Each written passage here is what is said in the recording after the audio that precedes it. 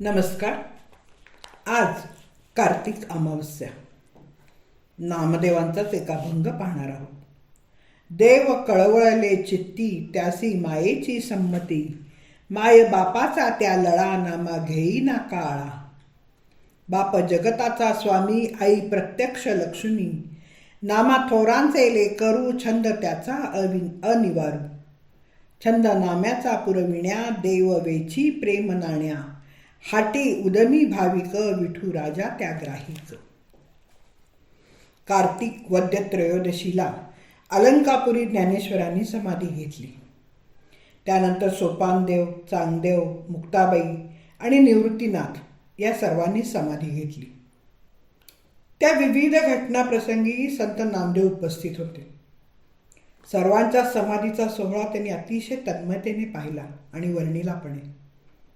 पण ज्ञानेश्वरांच्या समाधी प्रसंगी ते अतिशय व्याकुळ झाले होते. एका श्रेष्ठ संताने समाधी घेऊन कायमचे डोळ्याआड होण्याने दुसऱ्या तशाच श्रेष्ठ संतांच्या जीवनात पोकळी निर्माण होणे साहजिक आहे. तशी नामदेवांची स्थिती झाली होती. त्यांचा अंतरात्मा अक्षरशः हेलावतो. तो प्रसंग त्यांनी इतका समरसून लिहिला आहे की वाटते की नामदेवांनी यात आपला आत्मा ओतलाय. त्यांना समाधीचे वर्णन करताना ज्ञानेश्वरांचे कर्तृत्व प्रथम आठवते, मग त्यांचे प्रेम आठवते. शेवटी तर त्यांचा निष्कर्षच झालाय की आता ऐसे कोणी होणे नाही. या समाधीच्या प्रसंगी जी भक्ती करुणा व्यक्त झाली आहे, तशीच त्यांनी ज्ञानदेवांच्या पुनर्भेटीची जी अनिवार्य तळमळ व्यक्त केली, ती पण तितकीच करून झाली आहे. ज्ञानदेवांच्या समाधीमुळे नामदेव अतिशय व्यथित झाले होते. त्यांनी पांडुरंगाच्या जवळ ज्ञानदेवाची पुन्हा एकदा गाठ घालून द्या असा हट्ट धरला. ज्ञानदेव पहावा डोळा, ऐसे वाटते रे विठ्ठला, तेव्हा माझी पुरवावी आळ. त्यांचा हा हट्ट अनपेक्षित जेवढा तेवढाच जगावेगळा होता. नामदेव म्हणतात, विठ्ठला, तू सर्वत्र सर्व शक्तिमान आहेस. तुझ्याकडून अघटित घटना घडल्या आहेत, तेव्हा मी केलेली ही विनंती पूर्ण करणे तुला काहीच कठीण नाही आहे. तू कृपाळू आहेसच. माझे मनोरथ पूर्ण कर.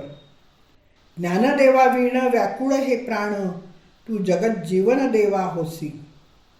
तू ज्ञानी आहेस, तेव्हा माझ्या वेदना जाणून माझा हट्ट पुरा कर.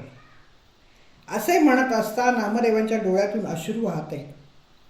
नामदेवांची अनावर दुःखित स्थिती पाहून त्याची समजूत घालण्यासाठी विठ्ठल म्हणतात, हे नामदेवा, ज्ञानदेव मीच आहे. तो आणि मी नाही, तुझा ज्ञानदेव आत्मा माझा. माझ्या ठिकाणी श्रद्धा ठेव आणि द्वैत बुद्धीचा त्याग कर. तेव्हा नामदेव म्हणतात, ज्ञानदेवांच्या भेटीची मला इच्छा तीव्रतेने झाली असता मध्येच हे विठ्ठला तू ब्रह्मज्ञानाचा पालहा कशाला बरं लावलायस? नामदेवांचे समाधान न कराल तर कोण नाचेल कीर्तनी? नामदेवांचा हा हट्ट त्यांच्या अकृत्रिम ज्ञानेश्वर प्रेमातून आल्याने विठ्ठलाला जाणवले व त्याने दयार्ग होऊन त्यांचा हा हट्ट पुरवायचं ठरवले. नामदेवांच्या प्रेमळ भाषणाने विठ्ठलाचे अंतःकरण पाझरलं. त्यातच रुक्मिणी देवींची सहानुभूती मिळाल्याने त्यांचा हट्ट पुरा होणारच होता.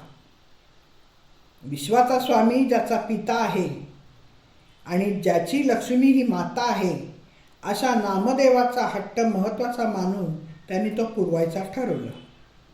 ज्ञानेश्वरांच्या पुनर्भेटीची अनिवार्य तळमळ या मात्या पित्याने पाहिली आणि मान्यही केली. नामदेवांचा हट्ट पुरवण्यासाठी भगवंत आपले प्रेमाचे नाणे खर्च करतो. या प्रेम बाजारात प्रेमळ भक्त हे व्यापारी आणि भगवंत हे त्याचे गिराईक झाले. भगवंतांनी पुंडलिकाला गरुडाकडून बोलवून घेतलं. पुंडलिकालाही धन्य वाटलं. पुंडलिकाने निरोप पाठवताच ज्ञानेश्वर विमानात बसून आले. शुद्ध भावाने, पवित्र प्रेमाने नामदेवांनी ज्ञानेश्वरांची भेट घेतली. अशा अभंगात ऐतिहासिक सत्य नसले तरी भाव सत्य निश्चितच आहे. हे सहृदय साधकाला कळतेच, पण रसिकालाही पटेल. संत चोखामेळा महाराज म्हणतात, आणिक दैवते काय बापुडी काय वाची जोडी इच्छा पुरे. धन्यवाद. मी वाचक सौभाग्यवती पल्लवी कुलकर्णी. नमस्कार.